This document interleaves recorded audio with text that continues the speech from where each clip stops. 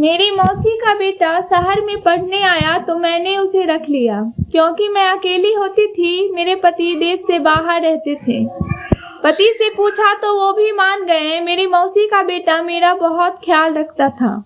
मैं बाहर से कुछ भी लाने को कहती थी तो वो मना नहीं करता और ला देता। और मैं एक दिन बीमार पड़ गई तो मेरी मौसी का बेटा बोला कि अब आप आराम करना, और वो रात को वो मुझे 1 गिलास दूध और दवा देकर चला जाता।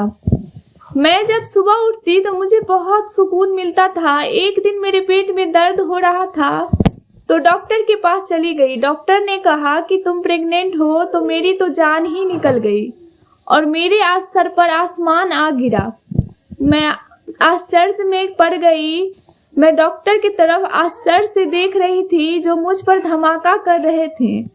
मेरे सोचने समझने की शक्ति खत्म हो चुकी थी। ऐसा लग रहा था कि मेरे सर पर सच में आसमान आ गिरा हो।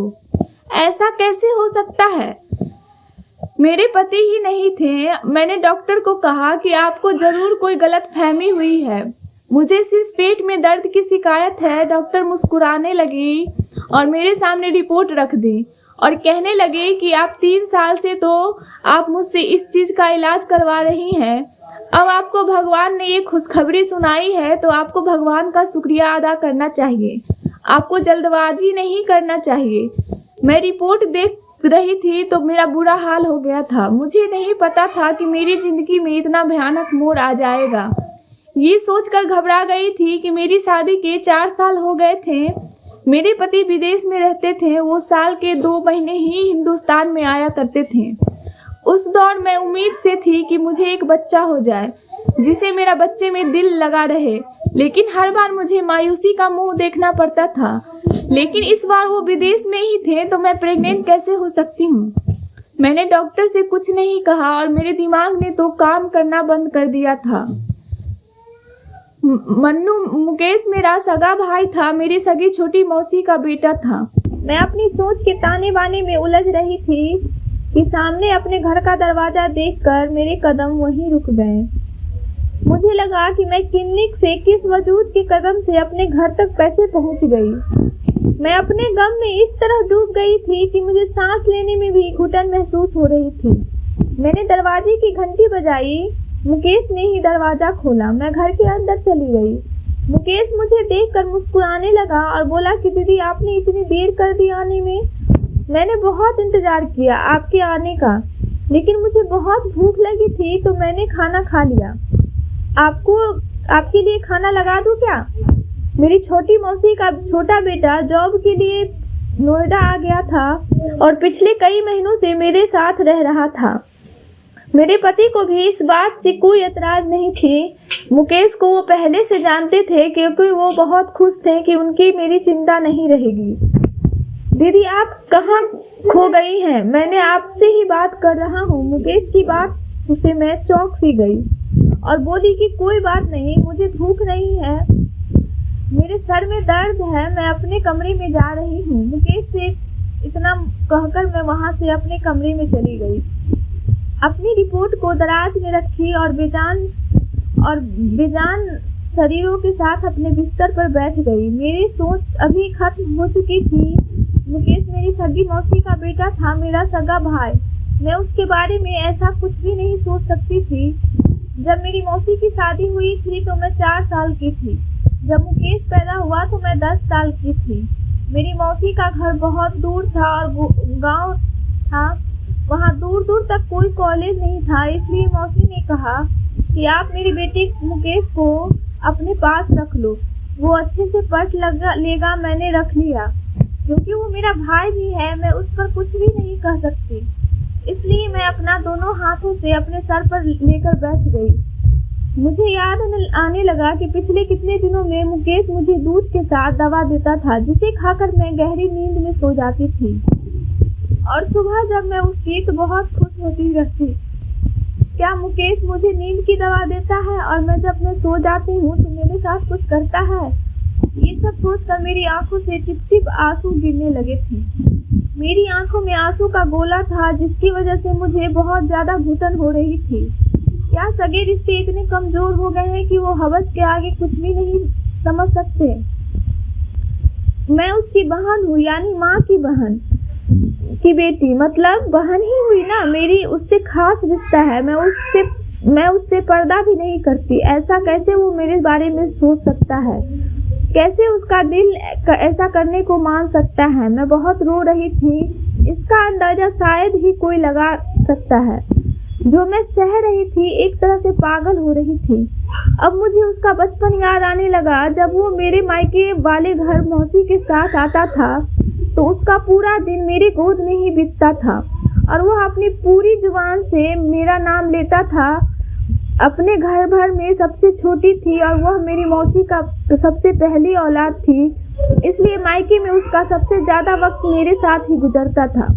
जब मेरी शादी होने वाली थी तब तो वो अपने नए कॉलेज में गया था और मुझे रिक्की नाम से बहुत चिढ़ाता था और कहता था कि आप कितनी खूबसूरत मनमोहिनी सी हैं, और वो गबरू जवान शेर की तरह लगता है और बहुत गुस्से वाला भी है। दीदी, रिक्की जीजू आपके साथ बिल्कुल मैच नहीं करेंगे। आपके लिए तो कोई मुझ जैसा कोई स्मार्ट लड़का अच्छा लगेगा। हर वक्त वो मुझे रिक्की नाम से चिढ़ाता रहता और मेरा मजाक बनाता रहता था और हंसता रहता। मैं हमेशा उसको बस घूरती रहती। हम दोनों की समझ में भी बहुत अच्छी थी। जब वो यहाँ आया तो मुझे बहुत सारी बातें करता और मुझसे मजाक भी करता और हंसता रहता। अब भी यही कहता लगता कि जीजू ने विदेश में किसी अंग्रेज से शादी कर ली है, तभी तो आने का नाम नहीं ले रहे हैं। मैं गुस्से से जब उसे घूरती तो हंसने लगता। उसको देखकर मुझे ऐसा कभी नहीं लग रहा था कि वो मेरे साथ ऐसा घटिया हरकत करेगा। मैं उसी सोच में डूबी थी, तभी मुकेश मेरे दरवाजे को नोक कर अंदर आ गया। अभी भी उसके हाथ में दूध का गिलास और दवा थी। वो बड़ी सामान्य अंदाज से मेरे बिस्तर पर बैठ गया, लेकिन उसके बैठते ही डर से पीछे हट गई, जैसे ना जाने वो मेरे साथ क्या कर देगा। और ये जाहिर सी बात है, जो कुछ भी डॉक्टर ने सुनकर आई थी, मेरी जगह कोई भी होता तो उसे उस वक्त डर लगता। मैं अकेला उसके वक्त मुकेश के साथ मौजूद थी और वो मुझे डरा हुआ देखकर हैरान हो गया और बोला, क्या बात है, आप घबरा क्यों रही हैं? सब ठीक है ना? ये लीजिए, आप दूध पीजिए और आराम कीजिए। मेरी तरफ दूध का गिलास बढ़ाया। वो गिलास लेकर मैं साइड में रख दिया और मजबूत लहजे में कहा कि जाओ, मुझे बहुत नींद आ रही है, क्योंकि मैं जानती थी कि वो मुझे अपने ऑफिस के किस्से सुनाएगा। जब तक मेरी आंख नींद से चूर नहीं होगी तब तक वो नहीं जाएगा। मेरे सख्त लहजे से वो घबरा गया और बोला कि क्या बात है, आपकी तबीयत तो ठीक है ना? शायद मेरे सर में दर्द से परेशान भी थी। मुझे उस पर बहुत गुस्सा आ रहा था। वो कैसे वो ड्रामा कर रहा था जैसे वो मासूम से नादान हो, उससे कुछ मालूम ही न हो।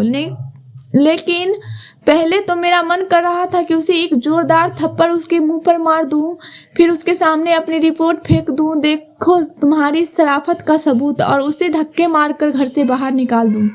लेकिन मैं चाहती थी कि उसे रंगे हाथों पकड़ूं, नहीं तो वो मुकर जाएगा। मेरे सर में दर्द है, तुम मुझे बिल्कुल जगाना मत। मेरी उखड़ी बातों से वो जाने लगा और दूर के पास जाकर बोला कि ठीक है, आराम कीजिए और दूध पीकर जरूर सो जाइएगा। खाना भी खा लीजिएगा, आपने खाना भी नहीं खाया है। आपने वो मुझे दोबारा से दूध के लिए कहा और वहां से चला गया। मैं वही तो जानना चाहती थी कि मुझे वो दूध और दवा खिलाकर कौन सा घिनौना खेल खेलता है। मैं दूध का गिलास ली और खिड़की से बाहर फेंक दी, जो घर के बाहर की ओर खुलती है, और दवा दराज में रखकर लाइट ऑफ करके सो गई। अब मुझे उस वक्त का इंतजार था जब मुकेश मेरे कमरे में आता। 1 घंटे गुजर गए थे और कमरे में कोई नहीं आया था। मैं इंतजार करके थक गई थी। अब मुझे नींद भी आने लगी थी, इसलिए सोचा कि खुद ही देखो कि वो क्या कर रहा है। मैं उठकर कमरे से बाहर निकली तो आंगन भी खाली था और मुकेश का कमरा भी मेरे सामने ही था। मैं धीरे से मुकेश का कमरा खोलकर झांकी तो मेरे होश उड़ गए।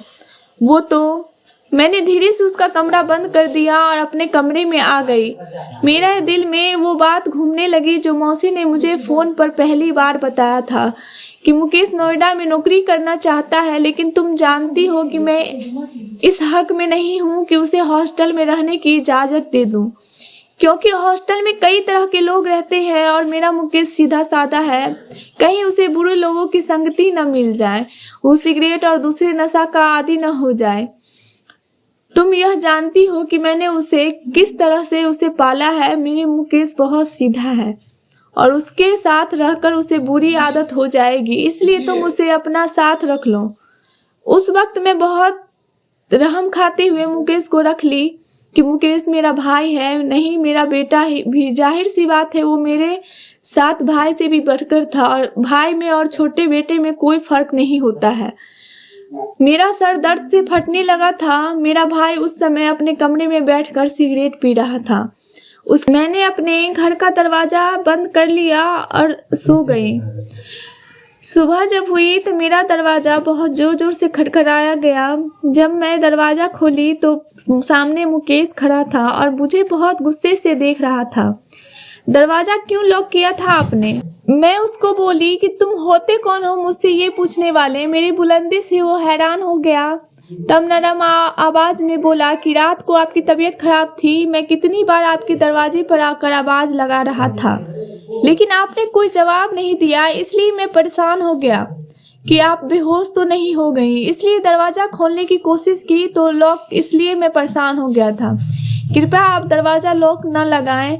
मैं उसकी बात को अनसुनी करके अपने लिए नाश्ता बनाई और नाश्ता करके अपने पड़ोसी के यहाँ चली गई। मेरी पड़ोसी बहुत अच्छी थी। जब मेरे पति विदेश चले जाते थे तब वो वही मेरा ख्याल रखती थी और मेरी बहुत अच्छी दोस्त भी थी।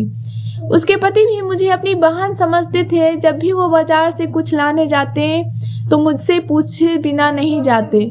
आपको कुछ चाहिए तो मुझे झिझक बता दीजिए। मेरा सभी सामान वही ला देते थे, लेकिन जब से मुकेश आया था मैं उससे सब सामान मंगवा लेती थी। सभी काम मुकेश से कहती थी, लेकिन उसका वक्त मुझे अपने दोस्त ऋचा से ही काम था, क्योंकि मुझे गर्भपात कराना था। मेरे पति 2 महीने बाद आने वाले थे। केवल पास इस पाप को खत्म करने के अलावा कोई दूसरा विकल्प नहीं था। लेकिन मुझे ये समझ नहीं आ रहा था कि एक इच्छा से कैसे कहूँ वो मेरे बारे में क्या सोचेगी। लेकिन मुझे किसी औरत की मदद तो चाहिए थी, वो भी सच बताती थी, क्योंकि मैं अपनी मौसी से कहती तो वो सच बर्दाश्त नहीं कर सकती थी और अपने पति से कहती तो वो मुझे अपने पति नहीं मानते और मेरा घर बर्बाद हो जाता। मैं ऐसी कसम में जी रही थी, मैं ही जानती हूँ। मैंने ऋचा से कहा कि मेरे पेट में बच्चा है, मुझे गर्भपात कराना है। वो मेरी बात मान गई और मेरे साथ डॉक्टर के यहाँ चलने के लिए तैयार हो गई। मैं डॉक्टर के पास नहीं गई जिससे मेरा कई सालों से इलाज चल रहा था, बल्कि मैं एक नई लेडी डॉक्टर के पास गई। मैंने उससे कहा कि मेरा काम कर दे, उसे ठीक ठाक पैसे दे दूंगी। वो मान गई और उसकी रात मेरे साथ कुछ ऐसा हुआ जिससे मेरी रूह कांप गई। रात को जब अपने घर आई तो मुकेश से कह दिया कि अपने रहने का इंतजाम तुम कर लो, तुम 2 से 3 दिन में अपने रहने का इंतजाम कर लो। वो मुझे बहुत हैरानी से देखने लगा और बोला कि क्या बात है, मुझे अपनी फिक्र नहीं है, मैं कहीं भी रह लूँगा। मुझे तो आपकी फिक्र हो रही है, आप अकेले कैसे रहेंगी? मुझे उसकी फिक्र भी बहुत खल रही थी। मैं बोली कि मैं तुम्हारे आने से पहले भी रह रही थी ना, अकेले आगे भी रह लूंगी, तुम अपना इंतजाम कर लो। मेरी बातों से परेशान लग रहा था, लेकिन जवाब में कुछ नहीं बोला। मैं अपने कमरे में जाकर सो गई। मुझे इतनी गहरी नींद आ रही थी। अब जब रात हो गई तो मेरी नींद खुली तो ऐसा लग रहा था कि मेरे बराबर में कोई सो रहा है, लेकिन मुझे उसका चेहरा नहीं दिख रहा था। मेरे कमरे में बहुत अंधेरा था, मुझे उस आदमी का चेहरा नहीं दिख रहा था। बस ऐसा लग रहा था कि मेरे बराबर में कोई सो रहा है। मैं बुरी तरह डर गई थी। मुझे कुछ ना सूझा तो मैं चिल्लाने लगी। तभी वो इंसान उठकर बैठ गया और मेरे मुंह पर अपने हाथ से बंद कर दिया और लाइट जलाई तो मेरे होश उड़ गए, क्योंकि वो इंसान कोई और नहीं, मेरे पति थे। वो कब आए मुझे कुछ भी मालूम नहीं था। मेरे पति बोले कि मैं तुम्हें सरप्राइज देना चाहता था, इसलिए मैं जब घर पर आया तो मुकेश ने दरवाज़ा खोला। जब मैंने तुम्हारे दरवाजे को खोलना चाहा तो तुमने दरवाज़ा क्यों लॉक कर रखा था? वैसे भी कौन यहाँ रहता है जो तुम दरवाज़ा लॉक करके सोती हो? इसलिए मैं खिड़की से अंदर आया हूँ। मेरे पति सवालों का कोई जवाब नहीं था। मैं नहीं चाहती थी कि इस बात का पता मेरे पति को चले। जब सुबह हुई तो रिक्की अभी भी सो रहे थे। आज मुझे डॉक्टर के पास जाना था, लेकिन रिक्की के सामने जाना मुमकिन नहीं था। कौन सा बहाना बनाकर जाती। इसी सोच में मैं लॉन्ज में बैठ गई। मुकेश अपने लिए नाश्ता बनाकर टेबल पर रखा हुआ था। मैं अपने कमरे में गई और दराज से वो रिपोर्ट निकाली। रिक्की अभी भी सो रहे थे। मैं लॉन्ज में आई और वो रिपोर्ट मुकेश के मुंह पर फेंकी। रिपोर्ट मुकेश के सर से टकरा कर गिर गई। मुकेश वो रिपोर्ट पढ़ने लगा। उसके तो होश ही उड़ गए। मैं बोली कि अपना करतूत देखो और रिक्की के उठने से पहले तुम यहाँ से दफा हो जाओ। मैं नहीं चाहती थी कि रिक्की को इस बात के बारे में भनक भी लगे। तभी रिक्की ना जाने कैसे उठकर यहाँ चले आए और सीधे मुकेश के हाथों से वो रिपोर्ट ली और पढ़ने लगे। मुझे डर लगने लगा था कि मैं रिक्की को कहने लगी कि मेरा कोई कसूर नहीं है, ये सब मुकेश ने किया है। उसने ही मुझे नींद की दवा देकर मेरे साथ गलत किया है। मुझे तलाक मत देना, नहीं तो मैं घर बर्बाद हो जाएगा। और मुझे चक्कर आने लगे। मैं बेहोश हो गई। जब होश में आई तो मैं हॉस्पिटल में एडमिट थी। रिक्की और मुकेश दोनों मेरे पास बैठे थे। मैं रिक्की से माफ़ी मांग रही थी और बहुत रो रही थी। तभी रिक्की ने आंसू पोंछे और कहने लगे कि इसमें ना तुम्हारी गलती है और ना मुकेश की। न मुकेश ने तुम्हारे साथ कुछ गलत किया है। मैंने तुम्हारा सारा टेस्ट फिर से करवाया है। तुम प्रेग्नेंट नहीं हो। तुम्हारे पास किसी और की रिपोर्ट चेंज हो गई थी, इसलिए तुमको लग रहा था कि मुकेश ने तुम्हारे साथ कुछ गलत किया है। ये सब रिपोर्ट के बदल जाने के कारण हुआ है। मुकेश मेरे पास बैठा हुआ था और बहुत रो रहा था और रोते रोते अपनी सफाई दे रहा था कि आपने ये कैसे सोच लिया कि मैं आपके साथ ऐसी हरकत कर सकता हूँ। मैं आपकी अपनों सगी बहन मानता हूँ।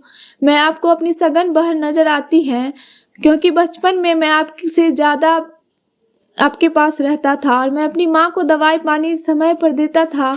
उसी तरह मैं आपको भी दवा और दूध दिया करता था। मैंने कहा कि तुम सिगरेट पी रहे थे उस दिन, इसलिए मैं तुम पर और ज़्यादा शक कर बैठी। मुकेश कहने लगा कि वो सिगरेट कभी कभार अपने कमरे में छुपकर पी लेता हूँ। मुझे किसी चीज़ की लत नहीं थी, बस ऐसे ही कभी कभी पी लेता था और बहुत ज़ोर ज़ोर से रोने लगा। मैं मुकेश से माफ़ी मांगी।